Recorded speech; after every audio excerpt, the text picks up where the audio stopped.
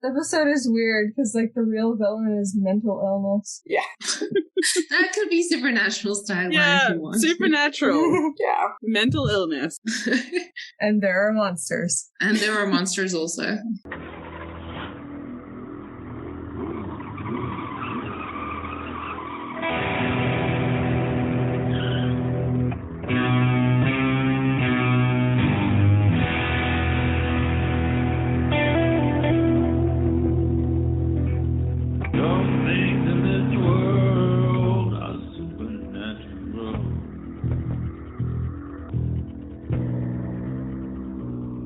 My name is KJ, and you're listening to the Supernatural Opinions podcast, where some things in this world are supernatural. My pronouns are she, they, and this is the podcast where I talk to my fellow Supernatural fans about Supernatural, and we share our Supernatural opinions. Today I'm being joined by Meredith as well as Ilse and Ella from the Cas Cast. Meredith, remind everyone who you are. I'm Meredith, my pronouns are she and her, and I have a cat in my lap. Yay. And Ella, you've been here before, but remind everyone who you are as well. Yeah, I'm Ella, she, her as well. I have a podcast called the Cas Cast where we talk about Cas, and I'm drinking out of a dramatic goblet right now. Yay. That's really fun. And Ilse, introduce yourself and maybe tell us a little bit about how long you've been watching Supernatural. Oh boy, that's some context. That's a scary question. Hi, I'm Ilse. My pronouns are they, her. I've been watching Supernatural since like March 2021. After the whole November. Yeah, after the whole November 2020 like thing, I was like, I'm not gonna do it. I'm not gonna watch Supernatural just because of November 5th. And then I held out for a couple months, and then I was just seeing post upon post, and like people who weren't even watching the show were sending me posts like, you'll like the show. And here I am. And have you seen all of Supernatural? I have seen all of it, and yeah, I'm one of Ella's co-hosts on the Cas Cast. So yeah, you're revisiting all of the Cas episodes. I'm so glad you guys are here for a pre-Cas episode that you guys won't have covered. Yeah, we often will like skip episodes that Cas isn't in, and it's like, I want to talk about it because like I love Dean especially. So yeah, but we haven't been able to do that all the time. We always joke that the Dean girl hat is fused to her head permanently at all times.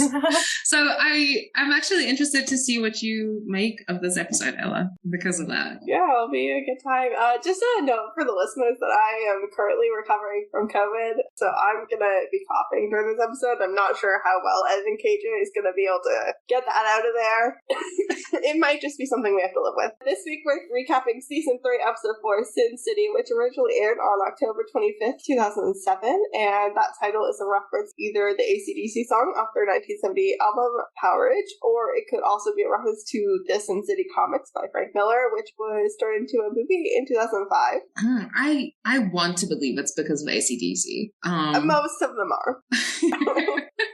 Yeah, but it was also topical, you know, like it's all right. 2005 was pretty, like, contemporary back in 2007. This week's episode will contain spoilers for this episode. It may reference previous episodes, but will not contain spoilers for later episodes of Supernatural. I'm going to really work on that. I'm always, on our podcast, I'm always like, and then remember in season 14 that connects, and Jess is like, that hasn't happened yet, shut up. We're spoiler free, but it's more just like, I get off topic, especially, I think, because I'm like, it's all connected.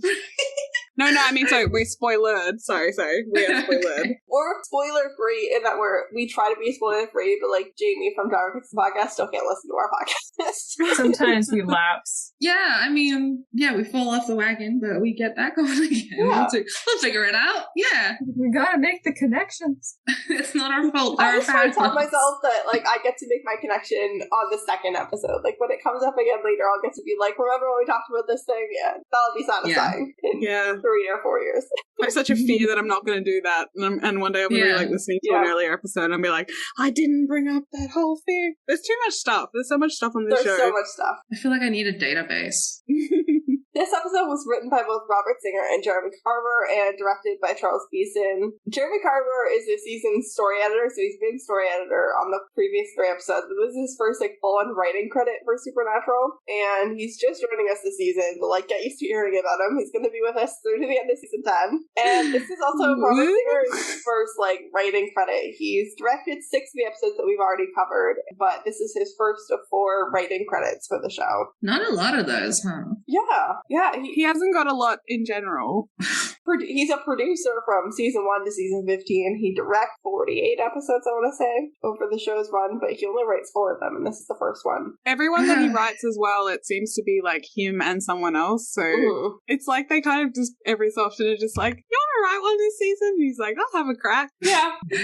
I'll have a go at it. Yeah, I tend to get really angry at him, so I hope you guys can forgive me. That is okay. We'll see how it goes.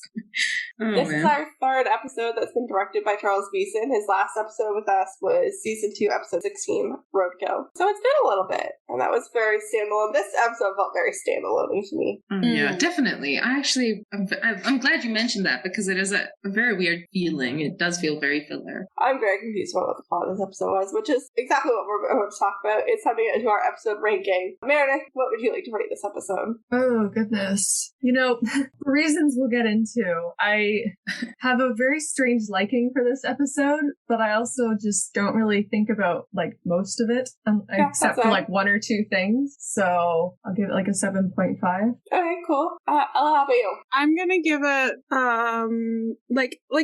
a 6 out of 10.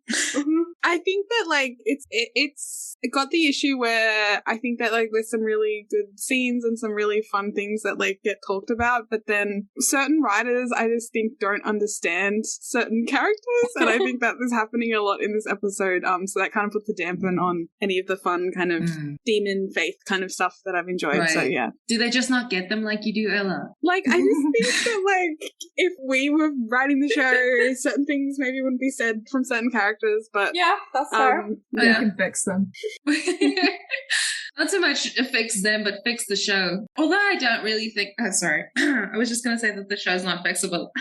I was also going to give it a 6 out of 10. So, united front, the Cas Cast is presenting. Oh, great, cool. But yeah, I enjoyed some of it. I thought some of it was fun. And a lot of it felt very inconsistent and strange to me. And some of it just straight up pissed me off. So, yeah, that's it. It's not a super memorable episode for me at all. Until I watched it, I had zero memory of it at all. And then, halfway through, I was like, oh, is this the one where Dean can't do the exorcism?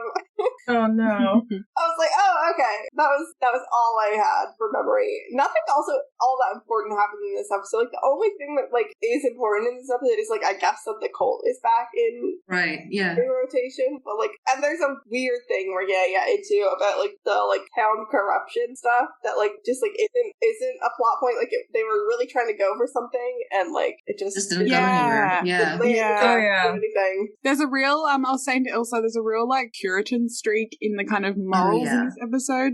Very much so. All the people in the town are, quote unquote, turning evil. And it's what are they doing there? Having sex and drinking? It acts as if those are it acts as if those are things that humans just don't do and can never do in any kind of normal capacity. It's a very strange. Those are things that demon jesters do on a daily basis. I was about to say, that's actually, that is a big part of what they do to sustain themselves is gambling. So also, there's an episode later in the show that does this whole thing way better. Yeah. But it's fine. It's fine. We'll just get over it. 6 out of 10. It's just perfectly fine. Wait until we get to the thing about this episode that I actually like, because it's very arbitrary. Oh, I love that. Things. That's how you should always inform your opinions, I think. That's the normal way to do things. Yeah. Oh, yeah. Total death count. This week we see 5 deaths, bringing our on-screen total to 214, and the on- and off-screen total for this episode was 6, where the on- and off-screen total to be 1,377 plus. I mean, the death count really just did get up there quickly on this episode. I started with that one guy in the church and really just, took off from there. Just took off, yeah. Yeah. That scene was grim. Rough. Are we jumping into that scene now? Let's jump into the recap. Actually, let's do that. Let's start with the actual recap. The recap for this episode was 50 seconds. It was almost a full minute. And it felt really long, considering I had no memory of this episode at all. Going into it, I was like, I have no idea what happens in this episode. And I was like, okay, we have a lot of stuff we need to be reminded of. John's dead, and Dean made a deal, and the Colt and Bobby, and the faceless questioning of Sam's really Sam and Ruby, who we haven't seen since we learned her name. And I was like, there's a lot of shit in play in this episode. Yeah, lots of things that we have to remind the audience of. Especially for it to go on to become a 6 out of 10, meh episode. Yeah, you had to give all this context. Yeah.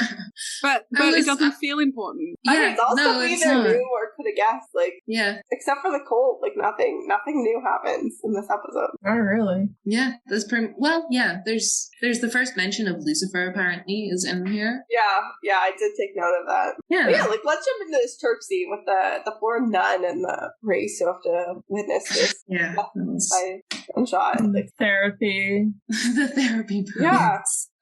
This nun is like, I don't know, just like setting up books or like something. I didn't take much of what she's doing, but like she's clearly just like doing some busy work before she goes home, and she's like startled by the father, and he's like, I'm gonna walk you out to your car, and then like they turn around and this guy named Andy's up like, I don't know, in like a different part of the church, and he's like, I think that's where the choir sits. Yeah. Makes sense, yeah. We all know I'm very experienced church going. That's definitely a thing I have a lot of knowledge about.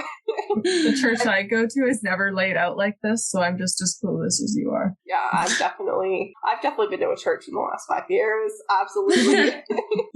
Actually, I do love church architecture, though. That is one thing. It's stunning. It's a pretty church. I thought I like this shot when they first show him standing up there. There's like some really nice windows, like kind of framing him. We're always looking, like, because in like doing Cas episodes, whose listeners, you don't know him yet. But you haven't even met this guy. They often use like different shapes and symbols to like look like halos and stuff. Yeah. And I kind of just thought that looked a bit like that. It's nice. It's a nice contrast, especially with what we find out about like what's been influencing him or whatever, or what we're theorizing. Andy says that God's not with them anymore and he can't help them, and even if he could, he won't. And I'm like, that's gonna sound about right in a couple Keep that seasons. in mind. Yeah, Keep that one. We'll come back to that. They really did like have the upswing, and I think sometimes, and that this feels like one of the times. A lot of like stuff that like I will say like about this episode is like there is a lot of stuff mentioned that is like relevant later, I guess. Like but it feels very surface level, right? Yeah. It's like on paper it like feels like it's meaningful, but then like I just watched it and I didn't feel anything. It's not emotionally meaningful at all. No. It has a very specific tone. I think that what always gets me about this one. Like, we can talk about it later as well. Yeah. Andy then dies by a self-inflicted gunshot wound. Very unfortunate and a little bit graphic, and they just like to kill people in churches. Like it's a whole thing that they like to do. Yeah. The Supernatural like writers, like when it comes to like religious stuff, like they do aim to be like shocking and stuff, and yes, they do. This felt like they were just trying to be shocking. I think Kripke's talked a bit about that, like how he's just kind of like he likes how fucked up that imagery is, but it's also like a horror trope, like The Exorcist and all that. Yeah, it's true. Bobby and Dean are then doing chemistry / like a post-mortem autopsy on the Colt at Bobby's house. I love this. I was like, arts and crafts. They're doing arts and crafts. Yay! Father-son activity. Exactly. Yeah. I was like, this is exactly what we need on the show. This is what it's all about. It's about them doing little things together, little bits of chemistry. And it's like a little bit sad that the Colt's all like torn apart, and like that makes me happy. Well, it's a big deal. Like, you know, before now, it was their pretty greatest important. weapon. Yeah. It's a big piece. They might as well take it apart and see if they can figure out how it works. I mean, like, it doesn't work right now, so you might as well, like, try. Yeah. It does present some problems later, but, like, because then they have to, you know, not have whole periods of time to make sure that they can't just kill everything that they need to kill all the time, but... It's convenient. Yeah, it's a funny object. I'm sure you'll get into it more as this season goes on. Sam, comes in and is like, demonic omens, death by self-inflicted gunshot, some guy... He's always looking for those omens. Sam is just always, like... Laptop and lore boy. Let him do it. Let him live his life, actually. This is attacking Sam for being on his laptop. That's his No, I'm not attacking. thing. I'm just noticing. Men will have Google notifications turned on for, I don't know, crop failures and suicides or I don't know what It's a sign. Exploding. Some Something like guy that. went postal in a hobby shop and then was taken up by police. I was like, that's a lot. But like, Sam is like trying to track down whatever demons they can get their hands on. Like, because like they did let a bunch of demons out, and by they let a bunch of demons out, I mean that they were present when a bunch of demons got out. It literally was not their fault. No. Yeah. Jake. Last week when we covered Bad Day at Black Rock, we had to deal with Gordon's friends who were like, Sam Winchester must die. He's the Antichrist. Antichrist. I was like, it's not really his fault. He was just present. We have an Antichrist every other actually week. do anything. He literally could have just become like Azazel's little, like, you know, little god king, boy, prince king, whatever they call him. Yeah. But he was like, no. I'm going to do the good thing and not do that. Yeah, and this is what I get for it. Doing his best, truly. Dean's like really disappointed that they have to